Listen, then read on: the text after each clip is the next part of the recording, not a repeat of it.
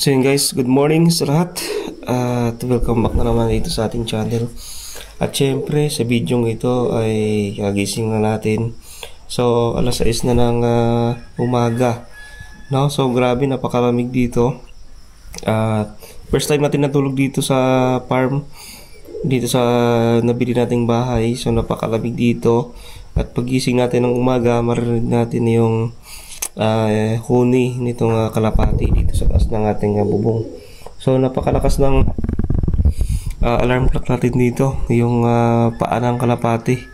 And then kagabi, marinig natin dito mga palaka, tulog ng palaka dahil umulan. So marinig natin yung ano ng palaka dito, kukak ng palaka. So yan guys, no? So yun, nasikat na yung haring araw. And syempre, every morning, ang routine natin ay magtimpla ng kape, mag-init ng tubig, magtimpla ng kape, at syempre, makapagkape. So guys, samahan niyo ako guys, makapagkape tayo. Disungkit yung ating padlang guys.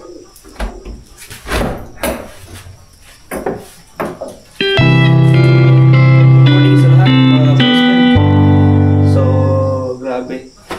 Good weather tayo ngayon. Ginagita mayroon tayong araw na pansin. So good weather tayo guys. So yun guys, dahil malamig ang panahon at umaga. So ang routine natin mag-init ng tubig at magkape. So yun guys, no? So makapag-init mo tayo ng tubig.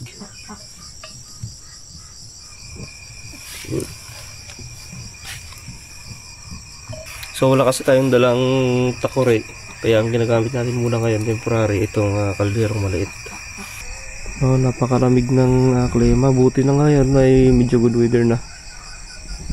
Yan, medyo may init-init na dito na makikita. So, ito naman yung bahay ni Kuya Angel. So, ito yung next project natin, itong lagoon na malalim kasi tubig dito guys, nasa bandang bewang yung tubig dyan, kaya baka ng insekto, lamok, tsaka yung ahas. So lilinisan natin yan guys. So maganda matulog dito guys, napakalamig, fresh na fresh yan. So mamaya guys, maglinis tayo dito. So, ito yung ating chariot, talagang nagmo-moist sa sobrang lamig, So napakalamig kasi dito, kaya yung ating cover, yan, pwede sulatan guys, nagmo-moist.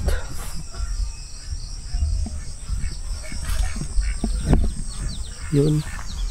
So kagabi, narinig natin dito mga huni ng pato, bibi. Dito pala sa likod yung mga bibi. Dito pala may isa na yan dito sa likod.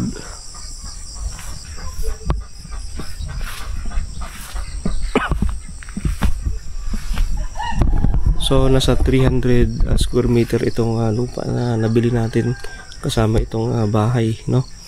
Nasa 300 square meter. So medyo malaki-laki rin guys. Hanggang doon sa kabila yung sakop natin. So yun guys, ating pasang nag-coffee tayo. So wala tayong baso, kaya ginamit natin yung cup noodles na lagayan. Yun.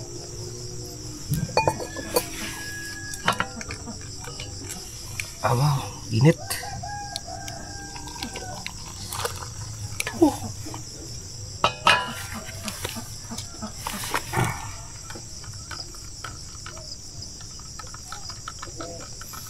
So ganito dito sa bukid guys. Dapat talaga masanay ka dito sa mga ganitong routine.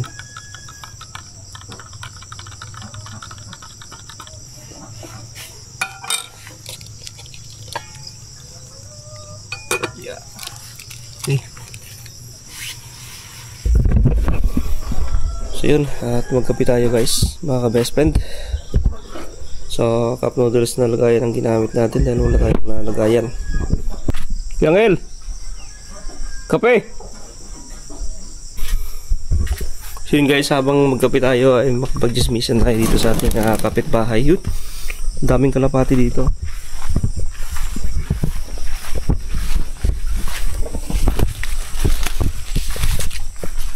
Okay, punta tayo dito kay Kuyang Hill na area. So ito naman yung likod natin. Yan.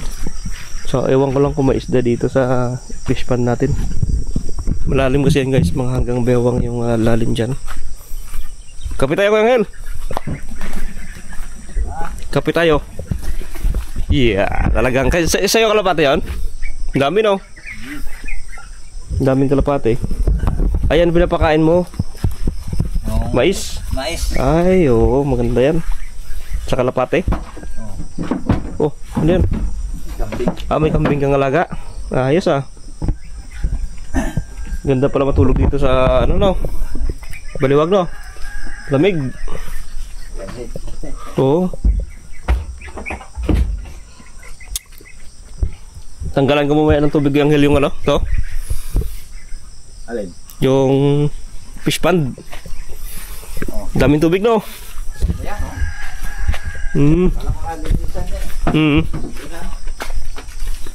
Daming tubig.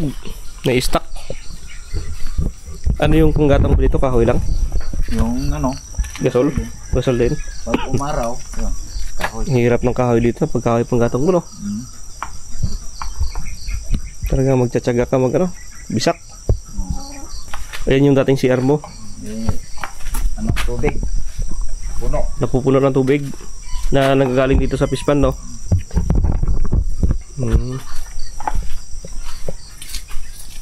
Napakalamig dito pag umaga no? Malamig. May manok rin dito oh. So ito? Ayos Bilis sila magparami ng manok dito. Ito yung kubo mo dati. Ano na? Unti-unti nang ano no? Matagal na rin kasi ito eh no? Sa iluan pa ito. Oo. Maganda sana dumaan dito kaya lang maputik no? Maputik yan dyan. Mas okay pa pala dumaan doon sa daanan mismo. Pero kung walang ulan, Medyo okay. Taba ng kambing mo Buntis? Ay hindi. iwan ko. Parang malaki yun dyan. No? O taba lang.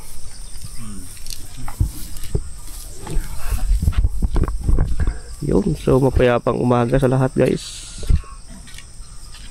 Ganda ng area dito ni Kuyang Hill. Tanaw mo dito yung ano. Doon na portion sa ibaba. So marami maganda yung view dito. Yan. Ito naman yung kanyang ano tubo. Carlota na tubo to kasi pula eh. Yan. Yan yung tubo ni Kuyang Hill. Yun. So ito yung area natin.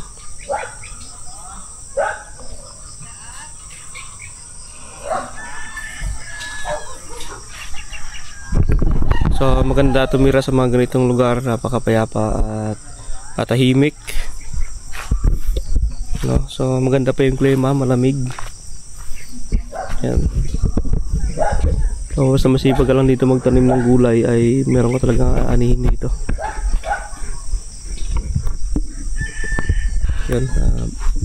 Balik tayo dun guys. So ito talaga yung daanan natin dito. So, wala nang problema sa tubig dahil meron dito ng hose. Ito.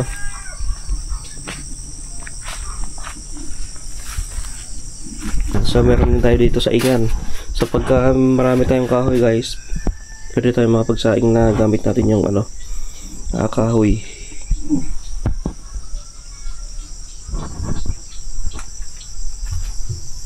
Yun, at nakapag-ikot-ikot na tayo dito.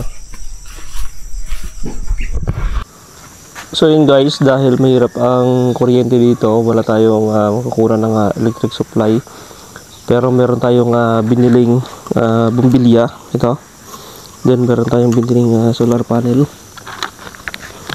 Yan. Solar panel natin nasa ano to 5 watts. Yan, malaki rin, malapad. At meron itong kasamang battery. Ito yung kanyang lagayan. So sa electric pa lang siya nakakonect pero napakatagal ito malubat. So napakakunat init nito guys. Hindi basta-basta itong malulubat pag ilaw lang. So napakatagal dahil naka-LED rin ito.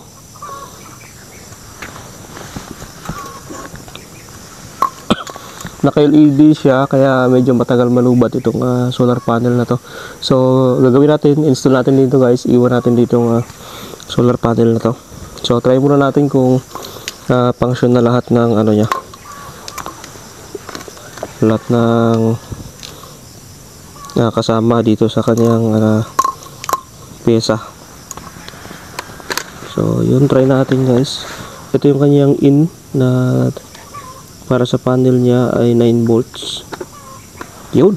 So gumagana itong kanyang input sa kanyang na 9 volts. And then kasi wala pa siya ganong karga, so mamaya try lang natin guys. Ito naman yung kanyang ilaw. Nasa 5 watts ata. Ay hindi. 5 watts pala yung nito, bulb. Nasa 5 watts, so medyo malakas-lakas din. At naka-LED na rin ito. So try lang natin guys. So wala pa, mamaya pa natin to mamaya pa ito pag nakapag-charge na sa tsaka ito gagana. Okay. Try natin.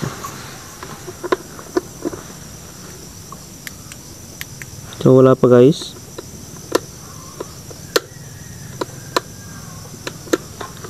So charge muna natin ng buong araw, din papailawin lang natin ito paggabi dito. So iwan lang natin itong solar panel dito para pag dito tayo matulog meron tayong stock na ilaw. So yun guys, install muna natin dito sa bubong itong panel. So yun guys, dito natin idadaan yung wire ng panel natin dito kasi dito natin ilalagay ito sa taas. So try natin kung maabot natin tong pinakaitaas nya. Yun, abot naman natin guys.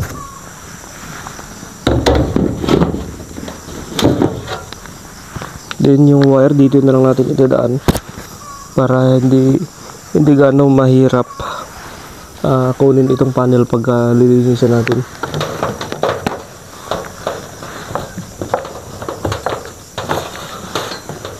Yun.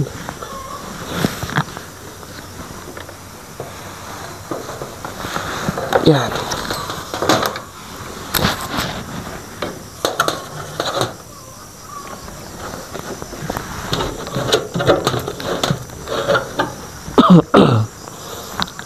So nice one, kabit natin guys.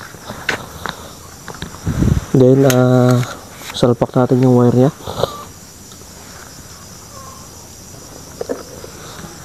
So try natin dito.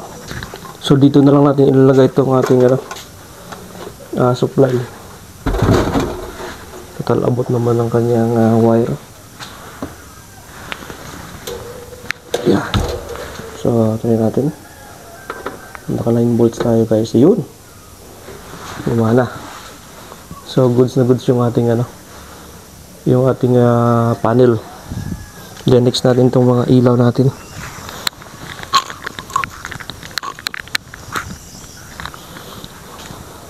So itong ating ilaw naka 9 volts. 9 volts ito guys, kaya kakayanin naman yung mga magdamaga na 9 volts. Ito pala ay naka 6 volts pala siya. Sorry. 6 volt pala siya.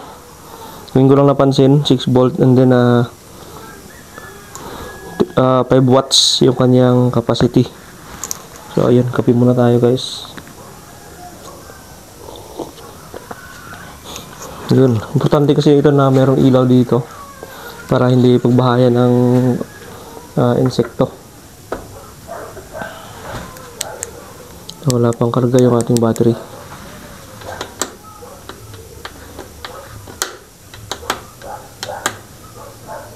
So mamaya-maya ilahan na rin yan guys.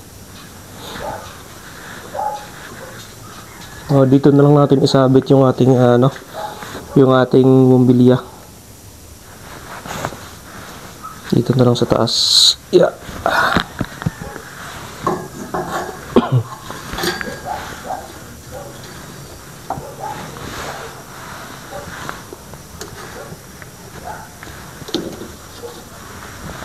Yun.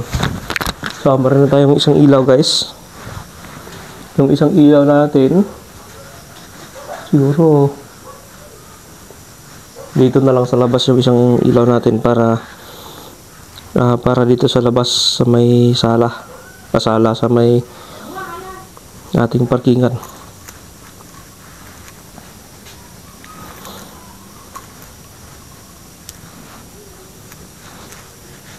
Makunat yung wire niya, halatang matibay guys oh.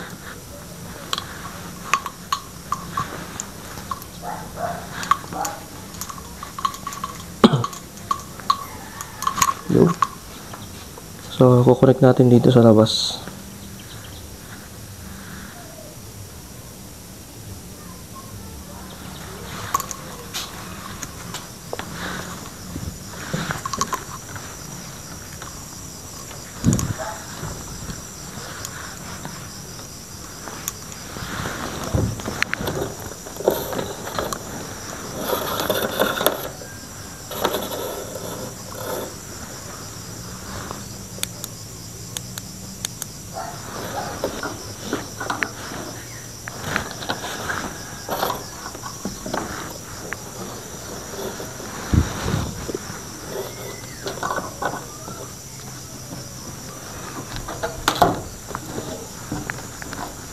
Yun.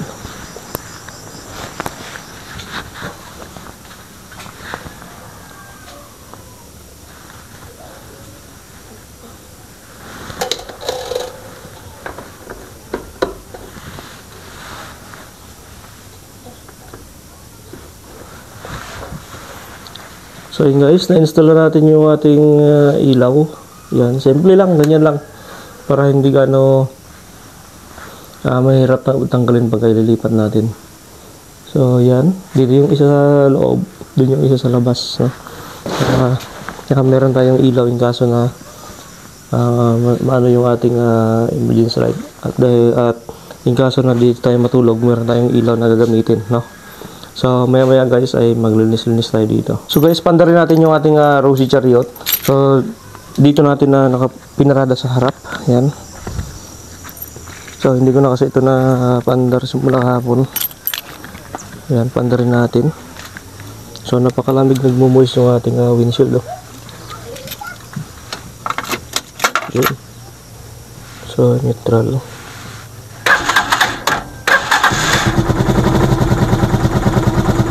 So goods na goods naman pag pinapandar natin kahit malamig yung temperatura dito.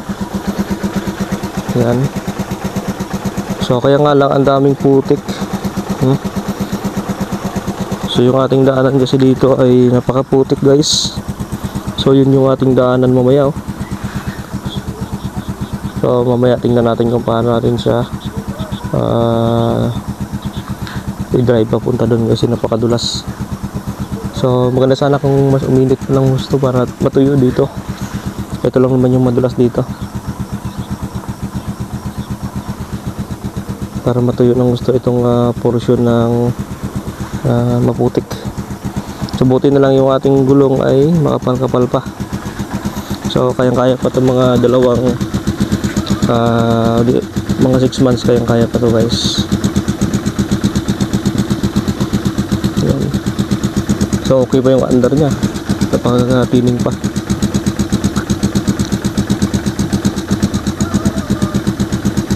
So yun, kung gusto nyo humingi ng sticker guys, parahin nyo lang ako sa daanan. Ito po yung sticker natin na available ngayon.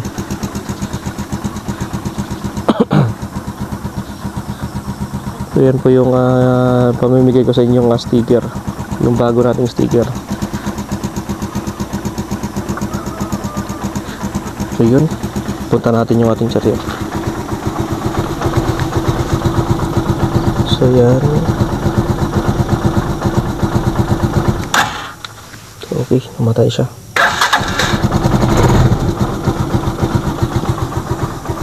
So punasan natin yung ating windshield.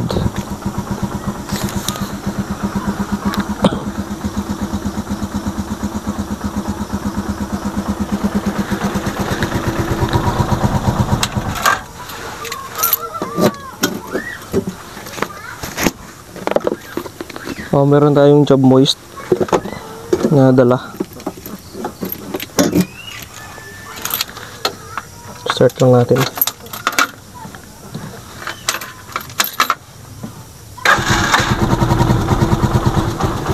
Yan, dito sa loob guys, nagmo-moist dahil sa sobrang lamig.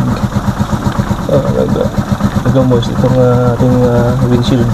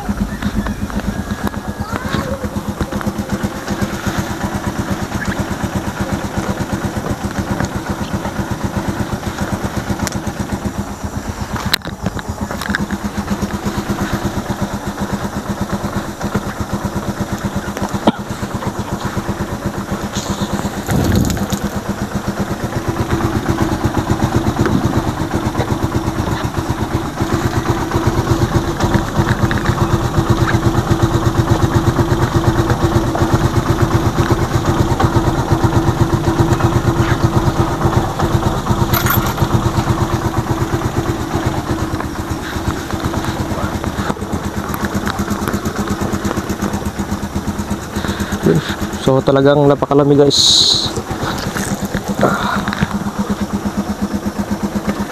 So bumpahin natin.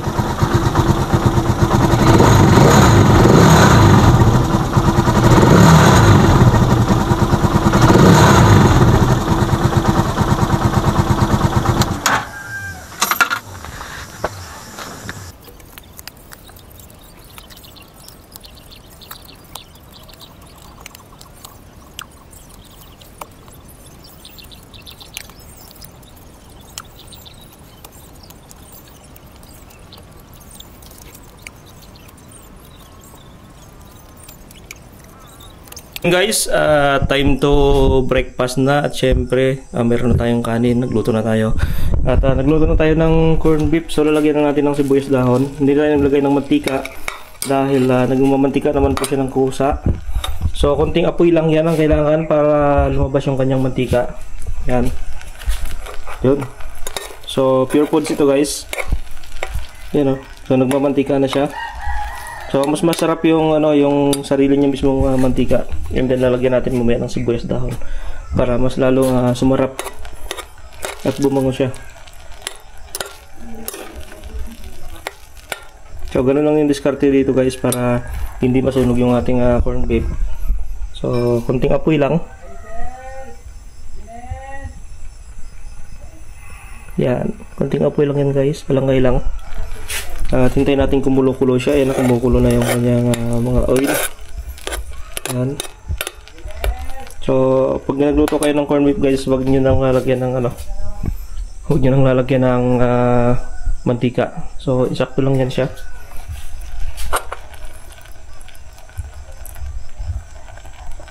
Kasi pag nilagyan nyo pa ng mantika, mas lalong na nagmamantika yung kanyang karne, no? So yun guys. So maya kain na rin tayo. So yun guys, at luto na yung ating corned beef. Yun, napakasarap guys. So naluto siya sa mismong sarili niyang mantika. Yun. So ang bango. So lagay natin dito guys. So dami ng kanin natin. Pero okay lang ito. Kaya namang ubusin nyo guys. Init.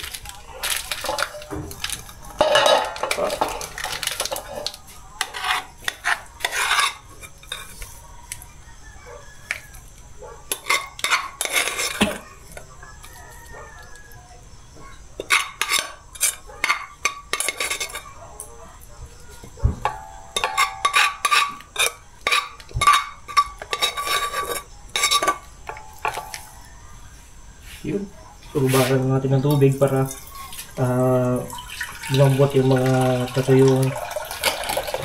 natuyong mga karne. So dahil napakahirap ng sitwasyon pa natin sa loob, wala pa tayong upuan doon, dito muna tayo sa chariot kakain. Total, malaki naman tong space ng ating chariot. So, yun, kain tayo guys. Ito na yung pangalawang kain natin dito na. Ito na yung pang-almusal natin guys. So, yun. Tara, kain tayo guys.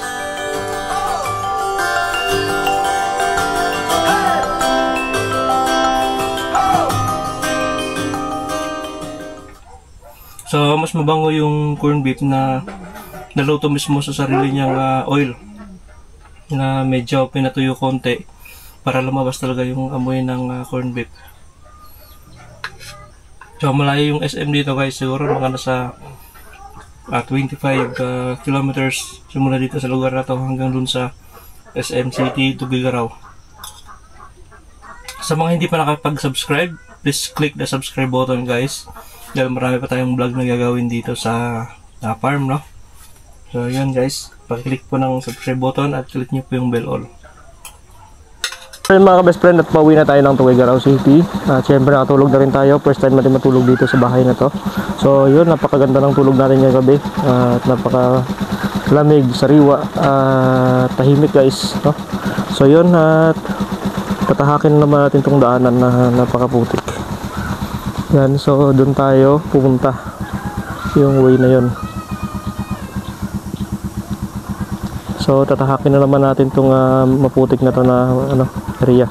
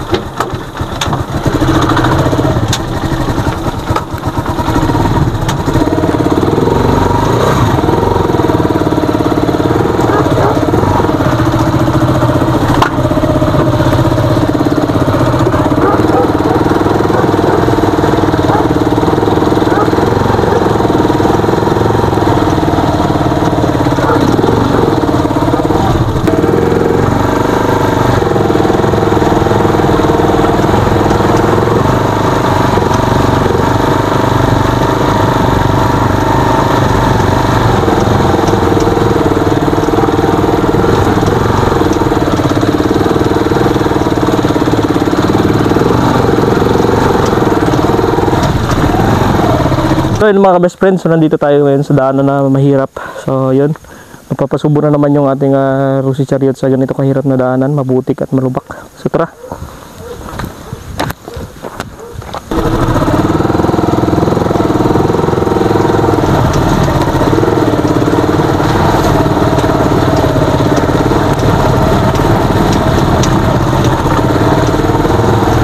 Kaya!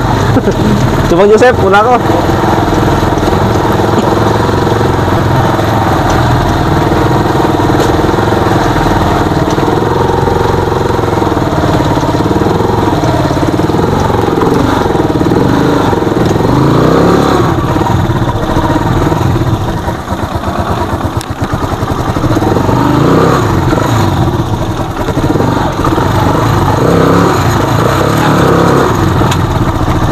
Ito gid.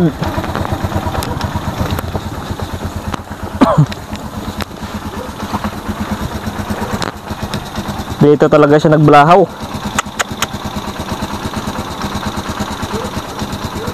Itong area na to malalim talaga, no?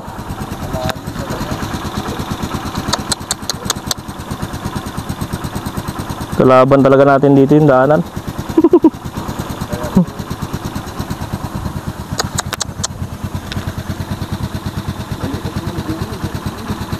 Dapat pala dito, no?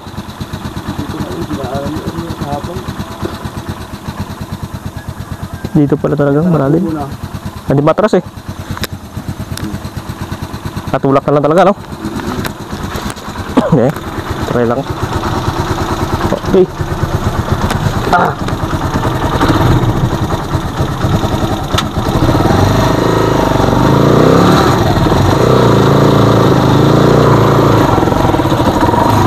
Ayaw. Subukan ko itras.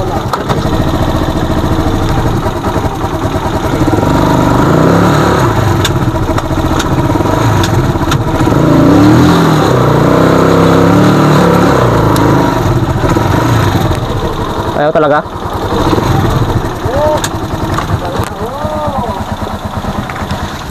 Hindi na ginaya yun. Balaho. Balaho na.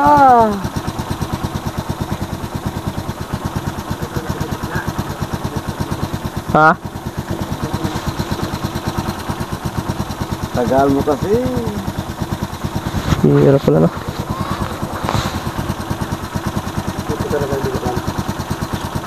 Dito talaga yung ano? Ah. Bandang kita. Igilugir mo na. Hindi pa? Kaya ko dugay tapos tulak na rin. Ah, sige, sige.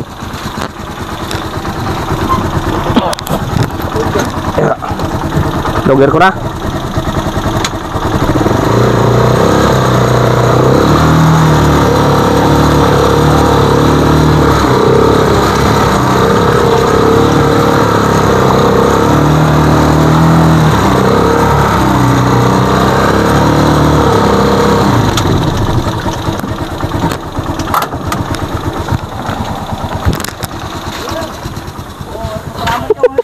Thank you. Thank you very much, Kyer. Nagkamali lang ng pihit, no? Dapat pala dyan banda sa gitna. Lumalim ng gusto. Lalim mo kasi dito. Ito kasi yung ano pala. Saan ka makapon dumaan dito? Dito ko gitna tapos dito na banda. Gumit na ka na dito? Baba mo na dito. Diyan sa gitna dito. Oo. Tawag ka. Mang Joseph. Thank you bro. Thank you Mang Joseph. Thank you. Yun, so balahaw na naman tayo guys.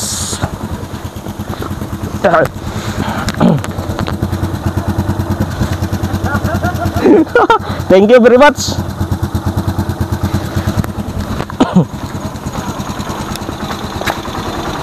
Yun.